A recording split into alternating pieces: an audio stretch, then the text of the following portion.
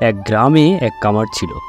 তিনি সবসময় খুবই চিন্তিত থাকত, কারণ তার একমাত্র ছেলে প্রতিদিন তার কাছ থেকে পয়সা নিয়ে খুব বাজেভাবে খরচ করত। এভাবেই চলতে থাকলে ওই কামার তার ছেলেকে শিক্ষা দেওয়ার জন্য বলে, বাবু, আজ থেকে তুমি কোনো টাকা পয়সা পাবে না, আর রাতে খাবারটাও পাবে না, যদি না তুমি আমাকে প্রতিদিন 10 টাকা রোজগার করে এনে দিতে পারছো। কামারের ওই ছেলে তার পিতার মুখ থেকে এমন কথা শোনার পর সে খুব চিন্তায় পড়ে যায়।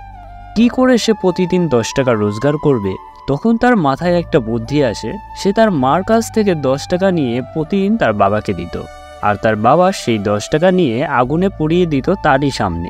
এভাবেই কয়েকদিন চলতে থাকলে তার মা একদিন তাকে বলে, তুমি প্রতিদিন আমার কাছ থেকে 10 টাকা নিয়ে কি করো? আমি আর তোমাকে কোনো টাকা দিতে পারবো না, আমার কাছে আর তোমাকে দেওয়ার মতো টাকাও নেই।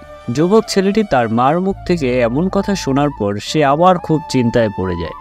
এবার সে কোথায় 10 টাকা পাবে? অনেক চিন্তা ভাবনা করার পর সে কোনো উপায় না পেয়ে 10 টাকা রোজগারের জন্য গ্রামের বাইরে কাজের উদ্দেশ্যে বের হয়। সে এদিকে ওদিকে গিয়ে লোকের কাছে গিয়ে তাকে কাজে রাখার কথা বললে কেউই তাকে রাখতে চায় না। সে অনেক চেষ্টা করেও কোথাও কোনো কাজ পায় না, কিন্তু তারপরও সে কাজের জন্য এদিকে ওদিকে ঘুরতে থাকে। এভাবেই কিছু সময় চলতে থাকলে সে হঠাৎ একজন বৃদ্ধ লোককে দেখতে পায়। বৃদ্ধ লোকটি বাজার থেকে তার চালের বস্তা বাড়িতে নিয়ে যাওয়ার জন্য লোক খুঁজছিল।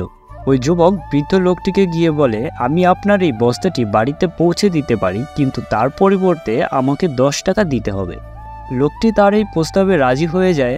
তখন ওই যুবক বৃদ্ধ লোকের সেই চালের বস্তাটি তার মাথায় নিয়ে বাড়িতে পৌঁছে দেওয়ার জন্য রওনা হয়। কিছুটা দূর যাওয়ার পর তার মনে হয় এই বস্তাটি নিয়ে যাওয়া তার পক্ষে একদমই অসম্ভব। সে আর এই ভারী বস্তাটির ওজন সহ্য করতে পারছে না। এই ভেবে সে বস্তাটি নিচে রেখে দেয়। বস্তাটি নিচে রাখার পর তখন তার পিতার কথা মনে পড়ে।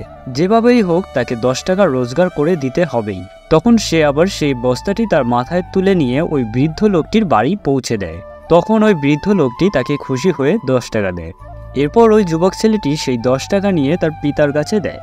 তখন তার পিতার সাথে সাথে ওই 10 টাকাটি নিয়ে প্রতিবারের মতো এবারও আগুনে পুড়িয়ে দিতে গেলে তখন চিৎকার করে যুবক ছেলেটি বলে, বাবা, এটা করবেন না, কারণ এই 10 টাকাটা আমার খুব পরিশ্রমের ফল, আমি অনেক কষ্ট করে এই 10 টাকা উপার্জন করেছি।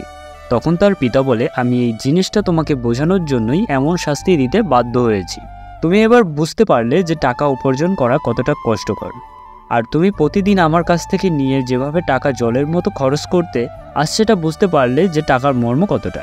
বন্ধুরা, কেমন লাগলো এই ছোট গল্পটি? আশা রাখি গল্পটা কিছুটা হলেও তোমায় শিক্ষা দিয়েছে যে টাকার মর্ম কতটা।